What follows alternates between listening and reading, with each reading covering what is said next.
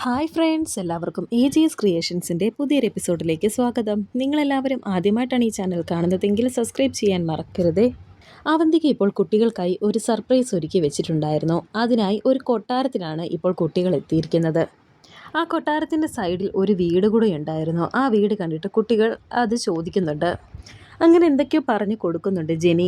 അങ്ങനെ ഇപ്പോൾ കുട്ടികളെയും കാത്ത് 4 പേർ അവിടെ ഉണ്ടായിരുന്നു. ആ 4 പേരും ഓരോ വേഷത്തിൽ ആണ് നിൽക്കുന്നത്. അവരെ സന്തോഷിപ്പിക്കാനായി ഓരോരോ വേഷങ്ങളിലാണ്, ഓരോ കഥാപാത്രങ്ങളുടെ വേഷങ്ങളിലാണ് നിൽക്കുന്നത്. എന്നിട്ട് അവർക്ക് ജ്യൂസൊക്കെ കൊടുക്കുന്നുണ്ട്.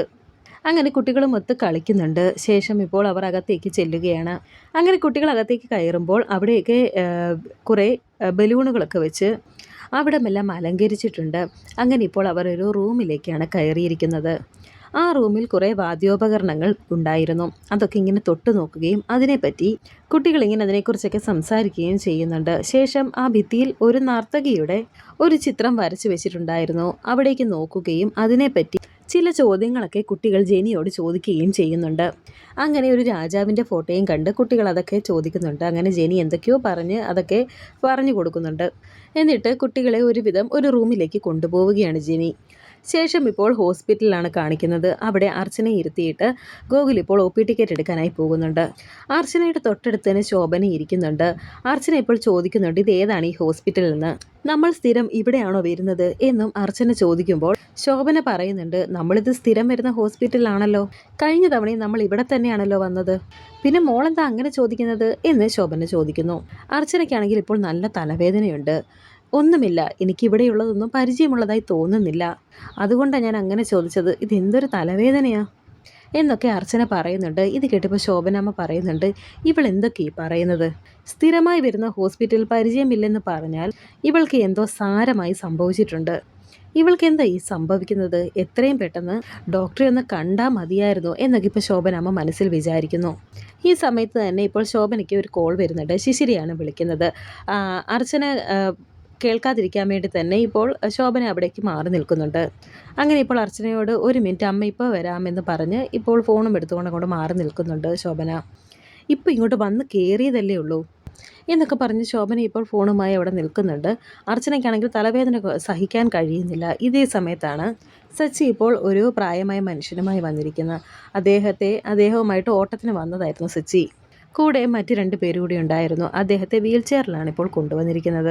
അർച്ചനയുടെ മുന്നിലൂടെ കൊണ്ടുവരുന്നുണ്ട്. തലവേദന കൊണ്ട് സഹിക്കാൻ കഴിയാതിരിക്കുകയാണ് അർച്ചന. സച്ചി എന്നാൽ അർച്ചനയെ കാണുന്നില്ല. അവരെ കൊണ്ടാക്കിയതിന് ശേഷം അവരോട് ഇങ്ങനെ സംസാരിച്ച് നിൽക്കുന്നുണ്ട് സച്ചിക്ക് ഇപ്പോൾ അവരെ കൊണ്ടാക്കിയതിന് ശേഷം പെട്ടെന്ന് തന്നെ തിരിച്ചു പോകേണ്ടതായി വരുന്നുണ്ട്. അങ്ങനെ സച്ചി തിരിഞ്ഞു നിൽക്കുന്നത് മാത്രമാണ് അർച്ചന കാണുന്നത്. എന്നാലും അങ്ങനെ കാണുന്നുണ്ടെങ്കിലും സച്ചിയെ കണ്ട് ഇപ്പോൾ എന്തൊക്കെയോ ഓർമ്മ വരുന്നുണ്ട് അർച്ചനയ്ക്ക്. ആ പഴയ കാര്യങ്ങളൊക്കെ ഓർമ്മയിൽ വരികയാണ് അർച്ചനയ്ക്ക്. അങ്ങനെ ഇപ്പോൾ സച്ചിയുടെ മുഖവും അർച്ചന കാണുന്നു.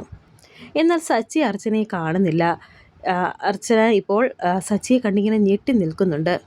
അർച്ചനയ്ക്ക് ഇപ്പോൾ പഴയ കാര്യങ്ങളെല്ലാം തന്നെ ഓരോന്നോരോന്നായി ഓർമ്മ വന്നുകൊണ്ടിരിക്കുന്നുണ്ട്. തൻ്റെ ഭർത്താവാണ് തൻ്റെ മുന്നിൽ നിൽക്കുന്നത് എന്ന് പോലും അർച്ചന മനസ്സിലാക്കിയിരിക്കുന്നു. അങ്ങനെ സച്ചിയോടൊപ്പം ഉണ്ടായിരുന്ന ഓരോ നിമിഷങ്ങളും അർച്ചനയ്ക്ക് ഓർമ്മ വരുന്നു. അർച്ചനയ്ക്ക് സച്ചിയെ വിളിക്കണമെന്നുണ്ട്. എന്നാൽ കണ്ടതിൻ്റെ ഷോക്കിൽ ഇങ്ങനെ വിളിക്കാൻ കഴിയാതെ നിൽക്കുന്നുണ്ട് അർച്ചന. എന്നാൽ സച്ചി ഇതൊന്നും തന്നെ മനസ്സിലാക്കാതെ അങ്ങോട്ടേക്ക് പോയിക്കൊണ്ടിരിക്കുകയാണ്. അങ്ങനെ ഇപ്പോൾ സച്ചിയുടെ പിറകെ പോകുന്നുണ്ട് അർച്ചന അവിടെ നിന്ന് പോകുന്നത് ഇപ്പോൾ ശോഭനയും ഗോകുലും ഒന്നും അറിയുന്നില്ല. ശോഭന ഇപ്പോൾ ഫോണിൽ സംസാരിച്ച് വന്ന് നോക്കുമ്പോൾ അർച്ചനയെ അവിടെ ഇങ്ങ് കാണുന്നില്ല. ശോഭന ഇപ്പോൾ അവിടെ ഇരുന്ന് ഒരാളോട് ചോദിക്കുന്നുണ്ട്. അപ്പോൾ അങ്ങോട്ടേക്ക് പോയെന്ന് പറഞ്ഞ് ചൂണ്ടി കാണിച്ചു കൊടുക്കുന്നുണ്ട്. അങ്ങനെ ഇപ്പോൾ ശോഭനയും അർച്ചനയെ തിരക്കി അങ്ങോട്ടേക്ക് പോകുന്നുണ്ട്.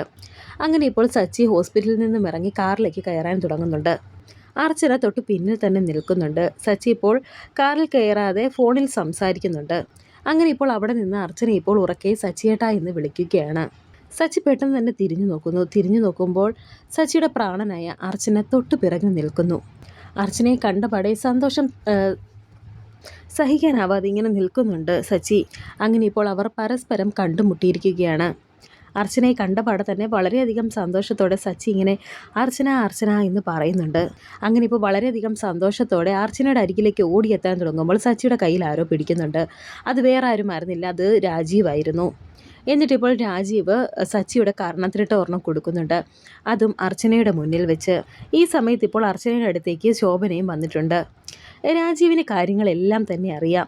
അതുകൊണ്ട് തന്നെ സച്ചി ഇപ്പോൾ അനിരുദ്ധൻ്റെ കൊലക്കേസിൽ അറസ്റ്റ് ചെയ്യാനാണ് രാജീവ് എത്തിയിരിക്കുന്നത്. അതും അവന്തികയുടെ നിർദ്ദേശപ്രകാരം. രാജീവ് ഇപ്പോൾ സച്ചി ഇങ്ങനെ പിടിച്ചു നിർത്തിയിരിക്കുകയാണ്. എന്തായി കാണിക്കുന്നത്? എന്നെ വിട് വിട് എന്ന് പറഞ്ഞപ്പോൾ അർച്ചന അവിടെ കിടന്ന് ബഹളം വെക്കുന്നുണ്ട്. വരാനല്ലേ പറഞ്ഞത് എന്ന് പറഞ്ഞ് ശോഭന ഇപ്പോൾ വിളിച്ചുകൊണ്ട് പോകുന്നുണ്ട്. അർച്ചന ഇങ്ങനെ പിടിച്ചുകൊണ്ട് പോകുന്നത് സച്ചിയും കാണുന്നുണ്ടായിരുന്നു. സച്ചിക്ക് ഒന്നും ചെയ്യാൻ പറ്റാത്ത അവസ്ഥയിലായിരുന്നു. സാർ എന്തായി കാണിക്കുന്നത്? എൻ്റെ അർച്ചനയെ ഞാൻ കണ്ടു എന്ന് രാജീവിനോട് പറയുകയാണ് സച്ചി. അങ്ങനെ ഇപ്പോൾ രാജീവ് അർച്ചന എവിടെ നിൽക്കുന്നത് കാണുന്നുണ്ട്. അങ്ങനെ ഇപ്പോൾ സച്ചി അന്ന് രാജീവിനെ കാണിച്ച അർച്ചനയുടെ ആ ഫോട്ടോ ഇങ്ങനെ മനസ്സിൽ ഓർത്തെടുക്കുകയാണ് രാജീവ്. എന്നിട്ട് രാജീവ് ഒന്ന് ചിരിക്കുന്നുണ്ട്. എന്നിട്ട് കോൺസ്റ്റബിൾസിനോട് പറയുന്നുണ്ട് ഇവനെ പിടിച്ച് വണ്ടിയിൽ കയറ്റാൻ. അങ്ങനെ ഇപ്പോൾ ഈ സമയം അർച്ചനയും ശോഭന വന്ന് കൂട്ടിക്കൊണ്ട് പോവുകയാണ്. സച്ചി ഇപ്പോൾ കോൺസ്റ്റബിൾസ് വന്ന് വണ്ടിയിൽ കയറ്റുന്നുണ്ട്. ശോഭന അപ്പോൾ അവിടേക്ക് നോക്കുമ്പോൾ ആരെയും തന്നെ കാണുന്നില്ല. അങ്ങനെ അർച്ചനയും അകത്തേക്ക് കൊണ്ടുപോവുകയാണ്. സാർ, എൻ്റെ അർച്ചനയെ ഞാനൊന്ന് കണ്ടോട്ടെ എന്നൊക്കെ പറഞ്ഞ് കൈകൂപ്പിക്കൊണ്ട് സച്ചി കുറേ രാജീവിനോട് ഇങ്ങനെ പറയുന്നുണ്ട്. തൂക്കിയെടുത്ത് വണ്ടിയിൽ കയറ്റടാ എന്നിങ്ങനെ പോലീസുകാരോട് പറയുന്നുണ്ട് രാജീവ്. ഈ സമയത്താണ് ഗോകുൽ അവിടേക്ക് വരുന്നത്. എന്നെ വിട്, എനിക്ക് പോകണം എന്നൊക്കെ അർച്ചന പറയുന്നുണ്ട്. സമൃദ്ധേ, താൻ എന്തായി കാണിക്കുന്നത്? എഴുന്നേക്ക്, നമുക്ക് ഡോക്ടറെ കാണാം എന്ന് ഗോകുൽ പറയുന്നു. എനിക്ക് ഒരു ഡോക്ടറെയും കാണണ്ട, എനിക്ക് എൻ്റെ കുഞ്ഞിനെ കാണണം. എൻ്റെ കുഞ്ഞ് അവിടെയുണ്ട് എന്ന് അർച്ചന പറയുന്നു. നിങ്ങളെന്തിനാ എന്നെ ഇങ്ങനെ പിടിച്ചു വെച്ചിരിക്കുന്നത്? നിങ്ങളൊക്കെ ആരാ എന്നിങ്ങനെ അർച്ചന ഗോകുലിനോട് ശോഭനയോടും ഒക്കെ ചോദിക്കുന്നുണ്ട്. ഈ സമയം അവിടേക്ക് ഒരു ഡോക്ടർ വന്നിട്ട് ചോദിക്കുന്നുണ്ട്, എന്താ പ്രശ്നം, ആരാ നിങ്ങളൊക്കെ എന്ന് ചോദിക്കുന്നു. ഡോക്ടർ, ഇതെൻ്റെ വൈഫാണ്, ഞങ്ങൾ സൈക്കാട്രിസ്റ്റിനെ കാണാൻ വന്നതാണ് എന്ന് ഗോകുൽ പറയുന്നുണ്ട്. ഇവർക്ക് മെൻ്റലാ ഡോക്ടറെ, അവിടെ നിൽക്കുന്ന ഒരാൾ പറയുമ്പോൾ തനിക്കാണ് മെൻ്റൽ എന്നൊക്കെ പറഞ്ഞ് അർച്ചന അവരോട് ദേഷ്യപ്പെടുന്നുണ്ട്. അർച്ചന ഇപ്പോൾ സംസാരിക്കുന്ന ഒന്നും തന്നെ അവർക്കാർക്കും മനസ്സിലാകുന്നില്ല. എന്നെ കൊണ്ടുപോകാൻ ആൾ വന്നിട്ടുണ്ട്, നിങ്ങൾക്കെന്താ ഭ്രാന്താണോ? ഞാൻ എൻ്റെ വീട്ടിലേക്ക് പോയിക്കോളാം, എന്നെ ഒന്ന് വിട് എന്നൊക്കെ അർച്ചന ഇപ്പോൾ അവരോട് പറയുന്നുണ്ട്.